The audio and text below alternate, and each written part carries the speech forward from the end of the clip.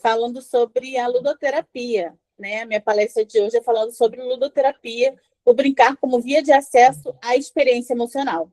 E assim, eu sou da TCC, né? Então eu vou trazer fundamentos, ferramentas e práticas baseadas na TCC para regulação infantil, tá? Vocês estão conseguindo ver aí meus slides, né?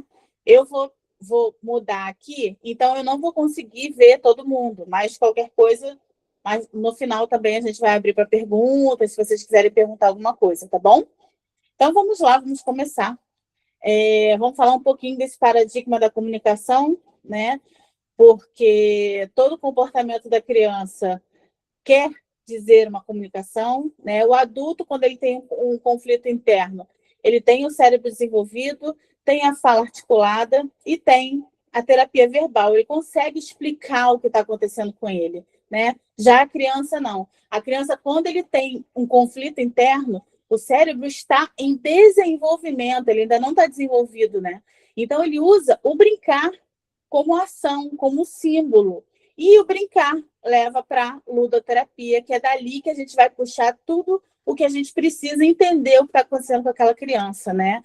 E é muito gostoso trabalhar com a criança, porque depois de um tempo eles vão aprendendo, né, essa questão das emoções, eles vão aprendendo a identificar cada emoção dessa e explicar. E é muito lindo a gente ver isso acontecer, né? Essas habilidades serem desenvolvidas. Então, o brincar para a criança é o que a fala é para o adulto, né? A gente acha hoje muito simples a gente falar, muito fácil de falar, mas a criança não tem essa articulação, né? Eles não têm o cérebro desenvolvido para trazer essa fala, explicar para a gente o que está acontecendo. E a gente consegue buscar isso neles através da ludoterapia, que são os jogos, né? Que são ferramentas que a gente utiliza para trabalhar com as crianças dentro do setting terapêutico. E é maravilhoso, gente. Eu vou trazer várias ideias hoje para vocês de jogos existentes e alguns que eu criei baseado na minha paciente, né? Que tinha TDAH, então tem uma questão mais de trabalhar as funções executivas, mas isso mais à frente eu vou passando e explicando direitinho, tá? Então, a comunicação verbal na infância, ela está em construção. E o lúdico, ele atua como um tradutor, né? Transformando sentimentos abstratos e vivências difíceis em dados observáveis e passíveis de regulação. Não sei se alguém aqui já trabalhou com a família terapêutica, né? E na família terapêutica, a gente trabalhando com a criança, a gente entende, a gente percebe ali toda uma vivência dentro da casa dela, né? Então, ela não vai precisar falar. A gente vai ver com ela explicando, né? E detalhe a detalhe. Eles explicam detalhadamente, né? Às vezes, sem falar, a gente percebe, a gente entende. E aí o vínculo terapêutico através do lúdico, a aliança que a gente cria com essa criança, né? A ludoterapia, ela é uma técnica terapêutica que ela vai utilizar jogos e brincadeiras como ferramentas principais para facilitar a expressão emocional e promover mudanças comportamentais positivas, né? No caso, na perspectiva da TCC. A gente usa o brincar para identificar pensamentos automáticos e esquemas iniciais desadaptativos. O que vocês podem perceber, gente, que toda criança, a maioria das crianças que a gente vai receber dentro da clínica são... a amiga agora falou da questão do luto, né? Da avó, da criança que perdeu a avó. Também vão acontecer muitos casos desses. Mas muitos casos são deficiências de funções executivas. E é importante a gente entender um pouquinho o que são as funções executivas para a gente trabalhar isso com as crianças, né? Porque a função executiva, ela vai trazer várias questões para a criança, né? Inclusive de aprendizagem, tá? Então, mais à frente também vou falar mais um pouquinho sobre isso. E o jogo, ele vai reduzir essa resistência, né? Porque a criança, normalmente, quando chega, eles ficam muito tímidos, né? E aí eles são monossilábicos. A gente pergunta, eles respondem. Então, não tem muito aquela coisa de falar, de se abrir. Logo depois que cria o vínculo, é diferente, né? Mas esse vínculo, às vezes, não é criado até a quinta sessão, por exemplo. Né? Então, a criança precisa de um tempo maior para ela confiar em você. É um espaço diferente, é um ambiente completamente diferente do que ela está acostumada. Né? Normalmente, a criança está em casa ou está na escola. Então, assim, o setting terapêutico, a clínica, o atendimento para a criança assusta, né? E tudo que é novo assusta. Então, a gente precisa ir com muita calma para trabalhar com a criança, para eles entenderem, verem que a gente está ali, que ali é um ambiente seguro, né? Que ali eles podem se abrir, eles podem conversar. E é muito engraçado, por exemplo, que eu sou gestora de escola também, né? Há mais de 20 anos eu tenho uma escola de educação infantil até o 9º ano. E aí eu já vi alunos meus chegarem para mim e falar assim: ah, tia, eu não gosto de ir para não gosto de ir para terapia. Mas por quê? Porque ele conta tudo para minha mãe. Né? E é muito engraçado, porque eles são muito transparentes. Né? Eles falam mesmo. E aí, poxa, como que a gente vai criar o vínculo com essa criança se a gente realmente está passando tudo para o pai? Né? Até que ponto a gente precisa dar esse feedback para o pai e dizer exatamente o que está acontecendo? Né? Não sei se vocês viram, acho que foi ano passado, que nós tivemos uma questão bem, bem falada na mídia, que foi da Virgínia, né? Que é a psicóloga da Virgínia, a psicóloga da filha da Virgínia, contou umas coisas para ela e tudo, e a Virgínia foi para a rede social, claro, é a Virgínia, ela tem que levar, ela é influencer, né? Então ela leva toda a vida dela. E dali ela falou uma questão da filha que a psicóloga tinha passado para ela. Então, assim, até que ponto a gente, sabe, tem que abrir tanto para o pai? Claro que no feedback a gente vai fazer, né? Mas a gente tem que usar as palavras certas no momento certo. Mas não chegar para o pai, ah, hoje ela fez isso, isso, isso. Ah, hoje ela falou aquilo, aquilo, aquilo. Não, não é em toda a sessão que a gente tem que passar isso para os pais, né? Até porque a gente não vai criar esse vínculo e essa aliança com a criança. Eles não vão confiar na gente se a gente passar tudo para o pai, né? E foi que a Beatriz falou, antes que eu estava acompanhando a palestra dela. A criança, a gente está ali pela criança, né? A gente está ali para cuidar daquela criança. Então, a gente não tem que passar passo a passo, fazer aqueles checklists com tudo que acontece na criança dentro da terapia, né? A gente tem que tomar muito cuidado com isso. Então, esse jogo, ele vai reduzir essa resistência. Né? Aquela criança que chegou monossilábica nas primeiras sessões, ela vai começar a se abrir, ela vai começar a trazer um pouco da vida dela, vai dizer o que está acontecendo na escola, vai dizer o que está acontecendo em casa, e isso tudo através do jogo. Né? Então, a gente cria esse vínculo, essa aliança terapêutica com essa criança através do jogo. Né? E aí a gente vai validar essa emoção dela, usando o brinquedo para dizer: eu vejo o que você está sentindo, eu sei como você se sente, né? E o terapeuta, ele não vai ser apenas um observador, ele vai ser um co-player que modela os comportamentos adequados. E aí, o desenvolvimento emocional e cognitivo infantil, né? Dentro das abordagens, cada abordagem vai lidar com uma forma diferente. Mas a ludoterapia é usado em todas as abordagens, tá? Na abordagem psicanalítica, a gente vai focar, a gente não, quem é psicanalista, vai focar na elaboração de conflitos internos e de conteúdos inconscientes através dessa representação simbólica que eles trabalham com as crianças, né? Já na abordagem humanista, ela vai focar no crescimento, na aceitação incondicional e na não diretividade para o autodesenvolvimento. Já na TCC, vai focar na identificação dos pensamentos automáticos, né? Esquemas desadaptativos e treino de habilidades, que é o que a gente vai passar para vocês lá embaixo. Porque esses pensamentos automáticos é que vão desregular toda criança, tá? E aí, a lente dessa TCC, nesse mundo lúdico, né? Primeiro ela vai identificar. Então, os jogos vai revelar os pensamentos automáticos ali em tempo real. Você já vai perceber o que aquela criança sente, já vai trazer um insight para você, caramba, ela tem intolerância à frustração, ela não sabe perder, o que está acontecendo, como é que eu vou trabalhar isso, né? E aí vai mapear, né, brincadeiras repetitivas, vão expor esquemas iniciais desadaptativos. Então, se a criança só quer brincar daquilo, né, ela só quer ganhar, você vai começar a perceber ali um esquema se formando. E a intervenção. O cenário lúdico vai servir como um campo de teste seguro para essa reestruturação cognitiva. Né? Eu não sei se vocês... a idade de vocês, né? Mas antigamente a gente brincava, a gente sempre brincou muito, né? E brincava na rua, a gente brincava de amarelinha, brincava de pique-bandeira, e esses jogos faziam a gente pensar, pensar em como resolver uma situação. Então, a gente tinha um raciocínio lógico mais, né, mais adaptativo. E hoje em dia, as crianças não brincam mais. Né? Vocês podem perceber que eles estão muito fechados, inclusive, uma coisa que eu falo muito também é essa questão das telas. Né? Isso tem prejudicado mais ainda as funções executivas das crianças, tem prejudicado mais ainda o aprendizado das crianças, porque eles estão limitando as crianças, eles estão fechando, como eu falo, emparedando, né? As crianças estão ficando emparedadas, e isso está prejudicando demais o desenvolvimento delas. Então, antigamente a gente não tinha isso, a gente não era emparedado, porque a gente não tinha o celular para ficar ali preso ao celular, como hoje, infelizmente, muitas crianças ficam, né, gente? E aí, essa aliança, né? Voltando a falar dela.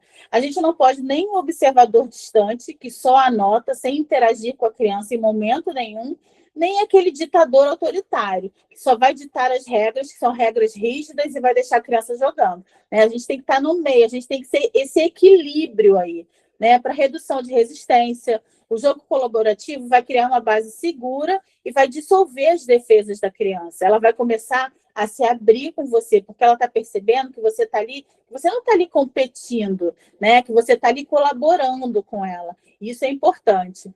Né? Para validação emocional também, usar o brinquedo para comunicar de forma não ameaçadora. Aquilo que eu falei, eu vejo o que você está sentindo, eu entendo você, eu ouço você. Né? E para modelagem, o terapeuta não vai apenas assistir, ele vai modelar o comportamento adequado e a regulação dessa criança jogando junto com ele. Então, a criança não vai jogar sozinha. A gente vai sentar do lado, né? A gente vai passar todas as regras, toda a dinâmica de como funciona e a gente vai jogar junto com a criança, né? E em momento nenhum a criança fica sozinha. Por isso que a gente fala, tem que sentar no chão, tem que tirar sapato, tem que pular, tem que virar cambalhota. Né? Trabalhar com criança é isso, e é uma delícia, gente. E aí, qual o nosso papel, né, na ludoterapia? A gente vai ser um parceiro ativo, como eu falei, a criança não joga sozinha, né? A gente vai participar genuinamente como jogador, observando os comportamentos e oferecendo na mesma hora um reforço positivo, né? A gente não pode deixar passar, não, depois eu intervenho. Não, na mesma hora a gente já tem que falar, ué, mas peraí, por que você está fazendo assim? Não, vamos tentar desse jeito. Então, na mesma hora, né? Uma flexibilidade terapêutica, que é uma adaptação contínua dos jogos conforme o perfil da criança, porque a gente primeiro tem que entender o nosso paciente num todo, né? Pela anamnese, pela entrevista inicial com a família. A gente já começa a entender um pouquinho como que a criança funciona, né? Então, a gente entendendo como ele é, a demanda dessa criança, por que essa criança está indo à terapia, a gente já vai fazer os objetivos terapêuticos com os jogos adequados para a demanda daquela criança. Né? A gente não vai pegar um jogo aleatório. Não, atender criança é muito fácil. Eu só pego um dominó para brincar, mas espera aí. Qual o objetivo terapêutico do dominó? Né? Não é simplesmente pegar um jogo. A ludoterapia não é isso. Né? A gente não pode chegar na sessão com a criança sem saber o que vai fazer. E chega lá na hora, então eu vou pegar um cara a cara aqui, vou brincar com ele, depois eu vou jogar um dominó, vou dar uma massinha. Não, mas espera aí. Tudo tem que ter objetivo, né? Tudo, a gente tem que desenvolver a habilidade da criança. E a gente não vai desenvolver só tacando um monte de jogos nela, tá? Então, são necessidades específicas de cada criança. Então, não é qualquer jogo. E também a gente pode adaptar um jogo, como eu vou mostrar para vocês lá embaixo, tá? E o monitoramento contínuo. A gente está sempre monitorando, fazendo aquele acompanhamento do progresso da criança, fazendo um ajuste estratégico, né? Porque às vezes a gente precisa intervir, às vezes a gente precisa mudar a ferramenta, porque aquela ali não deu muito certo, isso também acontece.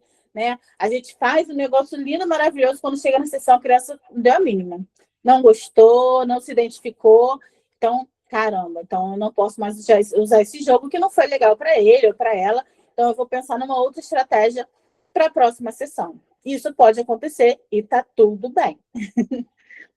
E aí, essa técnica, ela utiliza o poder do brincar para desenvolver as funções executivas essenciais e promover a regulação emocional nas crianças, né? Foi o que eu falei. A maioria das crianças que a gente recebe, muitas são por conta de necessidades emocionais não atendidas, né? A gente entende que hoje as famílias estão no dia a dia muito corrido, eles estão eles não sabem como lidar com a criança, eles não sabem como educar o seu filho, né? Então, eles precisam, sim, de orientação. Essa questão da orientação parental também é muito importante, porque tem muitas famílias que não sabem realmente o que fazer e como fazer com a criança, né? Então, a gente precisa orientar, a gente precisa ajudar, até porque a criança não vai melhorar na terapia se a família não estiver junto, né? Porque eles ficam na terapia 1 hora por semana. Então, assim, se a família não fizer o que a gente orienta, não vai adiantar, né? A criança não vai mudar, as habilidades não vão ser desenvolvidas. Então, a gente precisa, sim, que a família esteja ali como um parceiro nosso para que as dificuldades sejam sanadas, né? Para que essa demanda da criança seja mudada, tá bom? E aí, o que são essas funções executivas que eu estou tanto falando, né? A gente pode definir as funções executivas como um conjunto de habilidades cognitivas fundamentais para o controle e regulação dos nossos pensamentos, emoções e comportamentos. Elas englobam processos como memórias de trabalho, flexibilidade cognitiva, autocontrole e capacidade de resolver problemas. E o que mais a gente vê hoje foi o que eu falei: crianças que não sabem resolver problemas, crianças que não sabem se frustrar. Eles precisam o tempo inteiro de uma pessoa ali do lado dele para resolver o problema por ele. A gente não está dando autonomia para as nossas crianças, né? Então, é importante isso para o desenvolvimento humano. A gente, mas hoje eu estou eu protejo meu filho do mundo, mas espera aí, você vai estar ali o tempo todo do lado dele, né? Então, a gente precisa dar essa autonomia, a gente precisa dar essa liberdade, sim, para a criança. Né? Uma das necessidades emocionais é a liberdade. Né? Então, não tem como a criança não ter autonomia, não ter liberdade para crescer, para fazer as coisas, porque isso inibe o crescimento da criança. Né? As habilidades da criança vão ficando... Né? O que mais a gente vê é a criança que já sabe, já conhece... como eu tenho escola, né? Na escola a gente vê muito isso. A mãe chega lá, mas ele conhece o alfabeto inteiro. Na sequência, que lindo, mas ele sabe ir no banheiro? Ele sabe abaixar a roupa? Ele sabe amarrar o sapato? E não sabe. Então, assim, o que ele vai usar para a vida mais? Né? Claro que o alfabeto é importante, mas principalmente na educação infantil, a criança não tem que ir para a escola para aprender a ler e escrever. Ela vai para a escola para desenvolver habilidades, né? E isso é o que a gente também ajuda na terapia, tá? Então, as funções executivas são essenciais para a realização das tarefas diárias, porque com elas as crianças planejam, organizam e executam as atividades de maneira eficiente, sem ninguém ficar ali, vai lá, faz isso, faz aquilo. Foi o que eu falei da autonomia, né?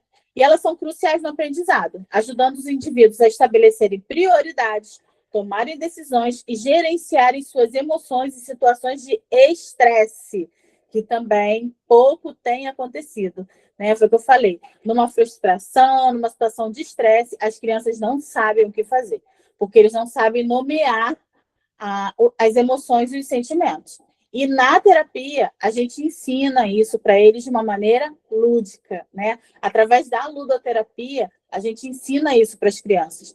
Nós tivemos aí, alguns anos atrás, o filme Divertidamente.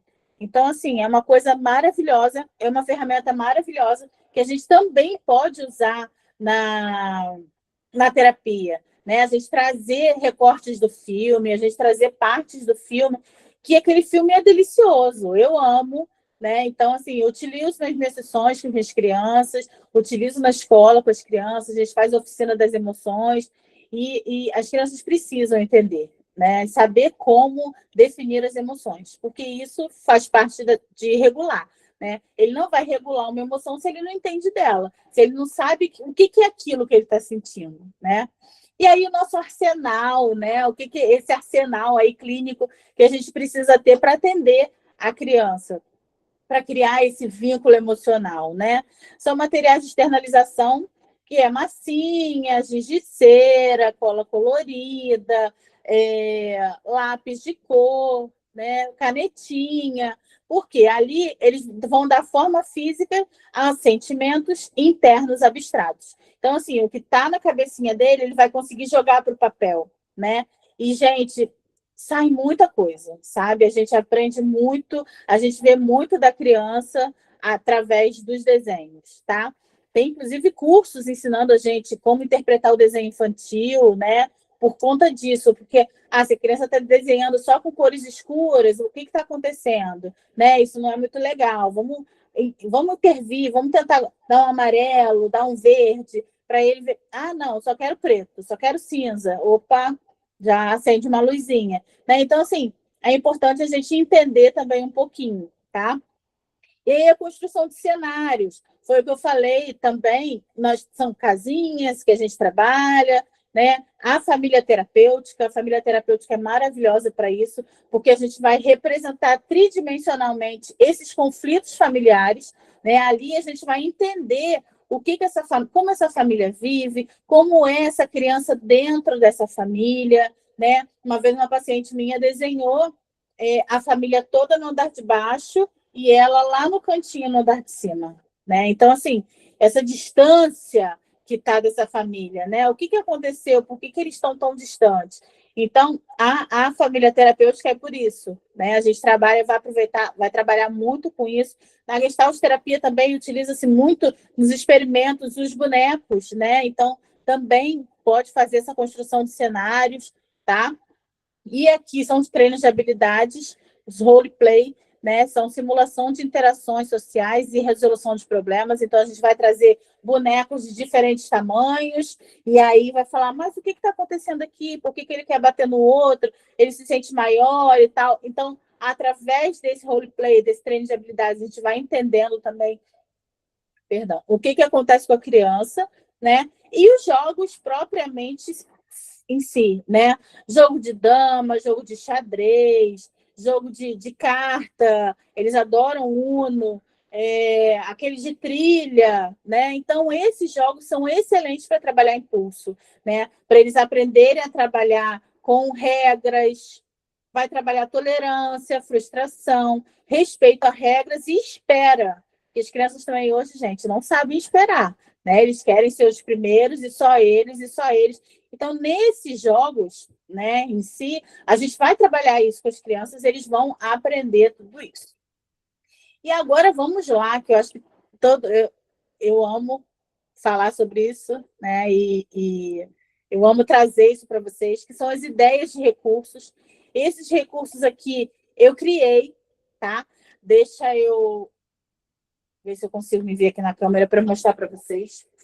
Aqui. Esse, por exemplo, do controle, né? A gente pode fazer um controle. Esse aqui, gente, eu fiz porque eu tenho a impressora 3D. Então, eu criei esse controle, na verdade, eu criei ele no Gemini, né? Em 3D. E aí eu imprimi na máquina, pintei, ele é todo personalizado, né? Vocês não vão encontrar ele em lugar nenhum. Então, eu criei a arte, né? Porque, gente, a criança e o adolescente, eles precisam tocar, né? A gente sabe que a gente aprende com todos os sentidos.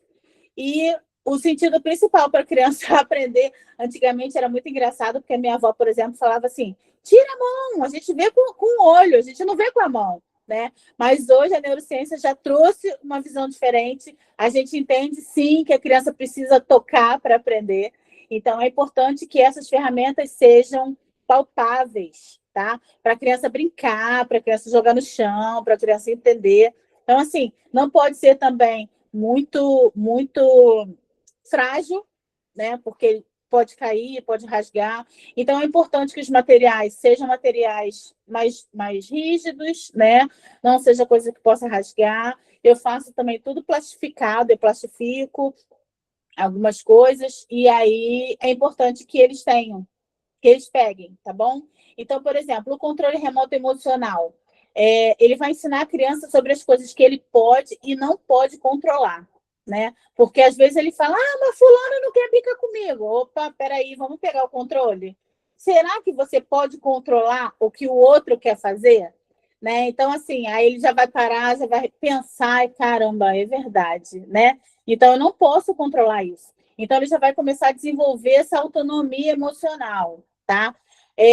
Esse outro, do cantinho da calma, deixa eu mostrar a vocês. cantinho da calma eu fiz também, tá vendo? Eu imprimi. Vocês estão conseguindo ver? Ó. Opa, peraí. Aqui. Ó. Tá vendo? Eu fiz e coloquei um velcro, ó. E aí, quando a criança termina de fazer, ele dobra o que ele já fez, tá? Ó. Tá vendo? Então, ó, contar até 10 é o cantinho da calma, tá? Como que a gente faz esse cantinho da calma? A gente coloca lá na parede isso aqui, e quando a criança ficar nervosa e precisar regular essa emoção, vamos lá para o cantinho da calma. Vamos ver o que a gente pode fazer. Aí tá, vamos contar até 10. Aí você conta junto com a criança. Vamos lá, 1, 2, 3. Aí depois você ensina uma técnica de respiração, né? Porque vai fazer com que ela se acalme também. Aí eu também fiz o arco-íris, né? Porque o arco-íris a gente vai ensinando para a criança com o dedinho. Ó, vamos lá. Você vai com o dedinho para lá, inspira. Agora volta, expira. Então, esse tempo que ele vai fazer, e, poxa, o arco-íris são muitas cores, né? Então, nesse tempo todo de vai e volta, inspirando e expirando, ele já acalmou, né? Ele já se regulou emocionalmente. Então, também é uma ferramenta muito bacana, muito interessante. Deixa eu ver o que mais. Ah, o assopra velhinha, isso. Deixa eu passar ela.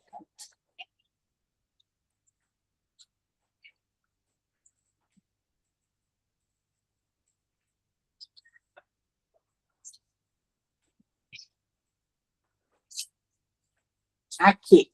Aí a criança vai pegar, cheira a florzinha, aí a gente vai ensinar. Agora sopra a velhinha. Então, você também está ensinando a criança a respirar, né? Porque muitas vezes a criança não quer. A gente fala, não, respira, respira. Mas assim, do cheiro a florzinha e a sopra a velhinha, ela vai respirar sem perceber o que ela está fazendo, né? Então, essa respiração regula, reorganiza a emoção, né? E também ajuda ela na questão da tolerância à frustração, tá? Então, vamos para uma outra ideia de recurso. Psicoeducação emocional. Esse jogo, gente, hoje, a gente que é psicólogo só não, que eu também sou professora, né?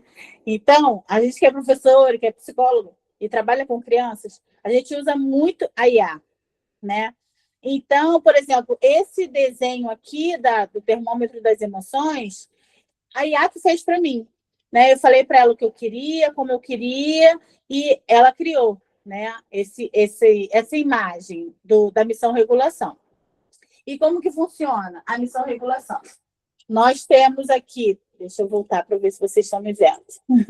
Nós temos aqui, tá vendo? O termômetro das emoções. Aí aqui, não sei se vocês vão conseguir ver, mas aqui, ó, tem uma setinha, tá vendo?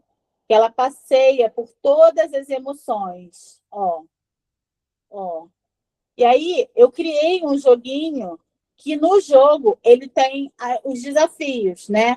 E ele é um recurso visual poderoso para psicoeducação, porque também com criança, gente, a gente trabalha psicoeducação, a gente explica para ela o que ela tem. Ó, você tem um transtorno, né? Quando é um TDAH, olha, você tem um transtorno e você precisa aprender a se acalmar, você precisa aprender a fazer, por exemplo, para minha mini paciente, dessa que eu fiz esses jogos, que eu criei esses jogos, eu criei também aquela lista de afazeres diária, né? Então é importante a criança ter esse checklist, porque a previsibilidade é importante, né? Tanto para o TDAH quanto para o TEA. Então a gente precisa trabalhar isso também com eles, psicoeducar, né? Então, esse recurso é um recurso poderoso para essa psicoeducação e para a regulação emocional. Ele foca em identificar a emoção, quantificar a intensidade e aplicar as estratégias de manejo. Ele permite trabalhar simultaneamente a alfabetização emocional, que ele vai nomear o que ele está sentindo, né? Se ele está aqui, ó, muito triste, está entediado, está mais ou menos, está em estado de atenção, está chegando na felicidade ou está muito feliz, né? Então, ele vai nomear isso aqui com esse termômetro das emoções e a consciência corporal, com a intensidade e a habilidade de regulação. E aí, por exemplo, tem uma ficha de situação, tá vendo? Ó, eu criei uma cartinha de situação. Aí nessa cartinha está assim: você descobriu que vai ganhar o presente que mais queria no seu aniversário. Como que você ficou? Aí ele vai lá no termômetro das emoções e, claro, vai botar muito feliz, né? Que era o que ele queria, era o que ele precisava, era o que ele estava muito desejoso. Então, ele vai estar muito feliz com aquilo ali, né? Aí deixa eu pegar uma outra cartinha de situação.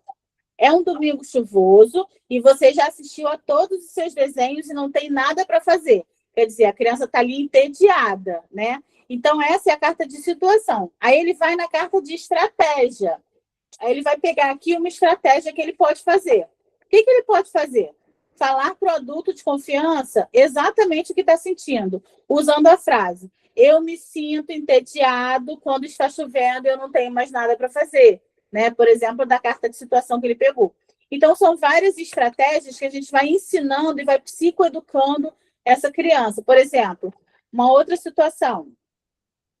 O seu melhor amigo, de repente, preferiu brincar com outra pessoa e te deixou sozinho. A criança vai estar triste, vai estar cabisbaixa. Aí, uma carta de estratégia. Fazer a respiração do arco-íris. Inspirar indo e expirar voltando. Então, é a técnica de regulação emocional, tá? Então, esse jogo aqui, eu criei para trabalhar essas técnicas da psicoeducação emocional das crianças. Essa missão regulação. Agora vamos para o outro, que é identificação e planejamento, reestruturação cognitiva. Esse eu também criei para ela, porque lá na faculdade a gente trabalhava na brinquedoteca, né? E a brinquedoteca a gente sabe que é cheia de recursos. Para uma criança com TDAH, para ela se focar numa brinquedoteca é muito difícil. Então, o que eu fiz para ela? Para a gente trabalhar essa reestruturação cognitiva. Eu criei esse mapa do tesouro, né? E aí eu falava para ela que a brinquedoteca era a nossa sala mágica. Então, o primeiro passo do mapa do tesouro, ela tinha que entrar na sala mágica.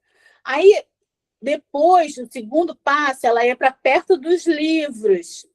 Depois que ela fosse para perto dos livros, ela tinha que descer pelo escorrega, entrar na piscina de bolinhas e pegar o tesouro que tinha dentro da caixinha, da casinha, que era um saquinho com bombons dentro para ela, né? Que era o mapa, que era o tesouro que ela iria se ela cumprisse todas as etapas. Por que eu fiz isso? Porque ela tem TDAH, ela tinha TDAH, né? Tem.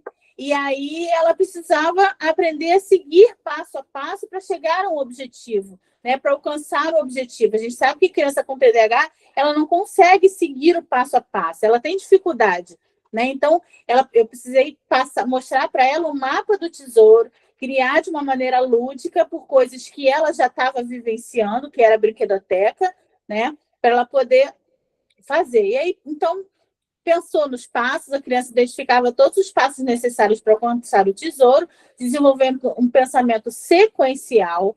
Ela identificava os obstáculos, reconhece os desafios no caminho e antecipa as dificuldades, exercitando o planejamento estratégico e encontrando soluções. Ela cria estratégias para superar cada obstáculo, fortalecendo habilidades de resolução de problemas. E quando alcançava o objetivo, ela executa o plano e mantém as coisas organizadas até completar a tarefa com sucesso. Né? Então, ela fez esse passo a passo aí do mapa do tesouro para ela conseguir encontrar o tesouro dela dentro da casinha, né? Então, eram lugares que ela já conhecia, era um espaço que ela já conhecia, e ela amou, né, participar disso. E aí eu estava fazendo uma reestruturação cognitiva nela, eu estava fazendo ela entender que ela precisa ir devagar, passo a passo, senão ela não consegue encontrar o tesouro no final do caminho. Né? Então, isso foi muito bacana também, ela gostou bastante. E aí, esse jogo aqui, acho que todo mundo conhece, né? Que é o que chamam de Jenga, é a torre de equilíbrio. E aí, qual o objetivo? Aumentar a tolerância à frustração, o manejo de ansiedade e a regulação de impulsos. Porque se a criança for impulsiva, ela vai tirar e na mesma hora vai cair. Então, tem que ter calma, tem que ter paciência, tem que trabalhar essa ansiedade e principalmente a frustração. porque ele cai, vai chegar uma hora que ele vai cair, né? E aí o ato de remover as peças gera uma tensão controlada. Cada peça retirada com sucesso responde a uma pergunta sobre um desafio da semana. E aí esse processo envolve o reconhecimento da autoeficácia, né, enquanto a criança é treinada para lidar com a iminência da queda e a inevitabilidade da frustração, porque uma hora ele vai cair, né? A gente sabe que a torre de equilíbrio ela foi feita para cair, né? Só que aí, enquanto ela não cai, a gente vai trabalhando várias coisas com a criança no processo terapêutico. E aí, o teatro de fantoches, né? Que também é uma coisa maravilhosa para trabalhar com as crianças. A gente trabalha a resolução de problemas e habilidades sociais, né? E aí, o nosso objetivo é treinar as habilidades sociais e um ensaio comportamental, né? A gente chega, ó, vamos criando uma situação, por exemplo, de vida real, uma briga escolar ou rejeição dos colegas. E aí, a gente vai pausar a cena no momento de tensão e vamos lá, e agora? O que você vai fazer? O que o urso vai fazer? O que o boneco vai fazer? Né? Claro que a gente não vai dizer que é ela, né? A gente vai continuar no personagem, vai dizer o que aconteceu, o que está acontecendo, e daí ela vai guiando, a gente vai guiando e a criança vai construindo, né, a resposta. E aí é importante porque eles vão aprendendo a criar uma resposta funcional, tá? Aí outra coisa também que eu trabalhei com ela que foi muito legal, que é esse controle inibitório, né, que é uma coisa também que na função executiva a criança não tem. A criança é impulsiva, né, ela pensa, ela fala, ela pensa, ela faz, sai correndo sem pensar, né, ela não tem esse controle inibitório, né? Então, o jogo de estátua, ele ajuda a criança a pensar antes de agir ou de falar e a gerenciar os seus impulsos emocionais, né? Coloca uma música animada e quando a música parar, ela deve virar uma estátua conforme a imagem mostrada. E aí eu recortei cada um dessas fichinhas que tem aí, né? E a criança tinha que fazer a estátua conforme eu estava mostrando para ela, tá? E aí isso ia trabalhando esse controle, né? Pratica inibição motora e autorregulação e exercita o controle de impulsos e a regulação emocional. Por quê? Ela tem que permanecer imóvel, né? Então eu ia chegando de pertinho, eu ia falando, eu ia, deixa eu ver se está igual. Então e olhando o desenho que eu mostrei, ia vendo exatamente. Então, assim, também é um jogo muito bacana de fazer, né? Que trabalha essa regulação emocional da criança ter que ficar quietinha, ficar paradinha, né? E esse controle inibitório também, dele aprender como fazer. Um outro jogo também que eu fiz com ela, que também era muito legal, é de atenção sustentada e coletiva, para trabalhar o foco da criança, né? A gente aprende a atenção dele. E aí, que é aquele jogo antigo também, como eu falei, gente, eu sou, né, dos mais antigos. E aí a gente brincava muito, antigamente tinha nos jornais esse jogo de erros, né? O jogo dos 7 erros. E era muito legal, porque a gente treinava essa atenção, né? Treinava achava esses erros e era muito legal. E aí eu comecei com ela com acho 3 erros. E aí depois eu fui botando para 5 erros, depois para 7 erros. Então a gente, foi o que eu falei, são coisas que a gente vai montando de acordo com o nosso paciente. Né? A gente não pode simplesmente chegar, vamos jogar logo de 7 erros. Não, porque a criança vai se estressar. Se for uma criança, por exemplo, com TDAH, que não tem essa atenção sustentada, ela vai desistir. Né? Então, a gente tem que ir com muita calma, tem que ir devagar. Se quiser começar, começa com 1 erro só, depois com 3 erros. Então, vai aumentando gradativamente, tá? Então, como que funciona ele? São figuras quase idênticas, e aí eles têm que achar 3 erros nos desenhos, tá? E aí vai aumentando a complexidade, conforme eu falei, ele vai treinando a atenção visual seletiva e a persistência na busca. Porque vocês, não, tia, tá muito difícil. Vamos lá, vamos olhar aqui, ó. Vamos ver, cadê o rabinho de um, cadê o rabinho do outro? Então, assim, a gente vai dando algumas dicas para a criança não se sentir também desmotivada. Mas eu não consigo encontrar, né? Porque eles também têm muita questão de baixa autoestima, né? Então a gente precisa sempre estar motivando eles a conseguirem, eles vão conseguir, eles vão resolver, e a gente está ali do lado deles para trabalhar isso, tá? E o último, prometo que é o último. Esse jogo também é muito legal. Não sei quem lembra, agora tem mais para os mais novos vão saber que é o Lince, né? Quem conhece o Lince sabe como que ele funciona, e os mais velhos vão lembrar do Onde Está o Wally, né? E é exatamente isso. Esse jogo ele treina essa atenção, o nome dele é atenção concentração, e ele vai treinar a atenção, foco e a percepção visual, né? E aí, deixa eu pegar ele aqui para vocês verem.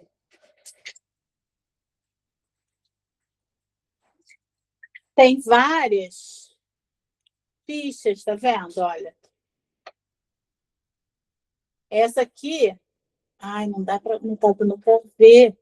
Ó, essa aqui é a ficha da cozinha. Deixa eu levantar devagarzinho. Essa daqui é a ficha da floresta. Poxa vida. Por que não está aparecendo? Aqui, mais para trás aparece. Tá vendo? Tem a. Ó. Então, são várias fichas. E aí, dentro de cada cenário desse, tem o que as crianças precisam encontrar. Por exemplo, é a missão, né? Eles têm uma missão para encontrar. São várias coisas. Por exemplo, na cozinha, eles têm que encontrar aqui, ó, tá vendo? E aí, na cozinha, eles têm que encontrar, por exemplo, a colher de pau, o batedor de ovos, a maçã, o limão, a caneca, o fósforo, o pano de prata e a luva de forno, né? Então, eles vão circulando. Não sei se dá para vocês verem aqui, já tem tá até circuladinho aqui de pretinho de caneta, porque eu não apaguei que ela usou. Então, eles têm a missão deles, né, é encontrar. Essa é a carta de missão, tá vendo? Ó. E a missão deles é encontrar esses itens nessas fichas. Então, e as crianças adoram, né? Eu adorava brincar de Onde Está o Wally. E hoje em dia esse jogo é parecido com o jogo do Lince, né? Que a gente pega uma carta e a gente tem que encontrar onde que ele está naquele cenário. E aí eu criei né? Mais ou menos nisso, com essa carta cenário e com essa carta de missão, para trabalhar essa atenção, esse foco e a percepção visual das crianças, tá? Então, alguns jogos foram criados por mim, de acordo com a demanda da minha paciente, e alguns jogos que eu coloquei aqui, que foi o cenário, né? Que o Jenga e os fantoches são jogos que nós temos aí, e existem muito mais, né, gente, para cada. Foi o que eu falei, a gente tem que criar um objetivo terapêutico do que a gente vai fazer com aquela criança ou com aquele adolescente. E aí, na entrevista inicial e nos primeiros dias, a gente vai vendo os gostos, observando tudo da criança, e a partir daí a gente vai criando todo esse objetivo terapêutico para trabalhar com eles, escolhendo a dedo cada um desses jogos, né, para trabalhar na ludoterapia. E aí, quais são os resultados que a gente observa nessa prática clínica, né? 85% das crianças têm uma melhora na organização. Então, as crianças começam a demonstrar maior capacidade de planejar e estruturar as suas atividades. 78% das crianças têm uma redução de ansiedade, né? Porque a gente sabe que também as telas hoje têm trazido uma ansiedade grande, né? Naquele livro Geração Ansiosa, ele fala sobre o looping infinito, né? De passar o dedinho e ficar. E hoje a gente vê aí, depois que teve esse problema com a meta lá, né? Que eles tiveram que fazer, que ir para no juiz para prestar contas de algumas coisas. Funcionários que já tinham saído falaram que sim, eles fazem isso com a intenção de viciar crianças e adolescentes, né? Então, essa ansiedade vem muito disso. A gente sabe que hoje a criança e o adolescente, eles têm um monte de influencer nas telas, né? E aí esses influencers, eles acham que eles não têm problemas na vida, eles acham que tudo deles é perfeito, tudo deles é lindo, né? Eles estão vivendo no mundo dos contos de fadas e a minha vida é péssima, eu quero ser igual àquele influencer. Então, isso gera uma ansiedade, isso gera uma autoestima baixíssima para aquela criança, né? Então, com isso, com esses jogos, a gente trazendo esses jogos para a prática clínica, tem essa redução de ansiedade significativa e também dos comportamentos impulsivos e ansiosos, né? Porque a criança aprende a trabalhar melhor esse controle de impulsos, essa regulação emocional. Então, tudo isso ajuda. E 92% das crianças têm um maior engajamento na clínica, né, no processo terapêutico, porque eles começam a se sentir motivados a voltar na próxima sessão. Então, aquilo ali vai aumentando a motivação das crianças e na participação no processo terapêutico, tá? E quais são os benefícios clínicos observados? Fortalece o controle emocional, desenvolve habilidades sociais, né? Nos jogos, na ludoterapia, a gente trabalha com habilidades sociais das crianças, o dizer obrigado, civilidade, né? Por favor, obrigado. Nessa questão de trabalhar os fantoches é muito importante, porque eles não dizem que são eles, mas a gente percebe quem é quem na brincadeira, né? Na família terapêutica também. Então, isso é muito importante. Melhora a autoconsciência emocional e tem uma maior capacidade de empatia. As crianças começam a ter uma maior capacidade de empatia também, tá? Então, esses são os benefícios clínicos. E aí, essa transformação lúdica. A ludoterapia na TCC não é só um espaço de acolhimento, é um laboratório de mudança.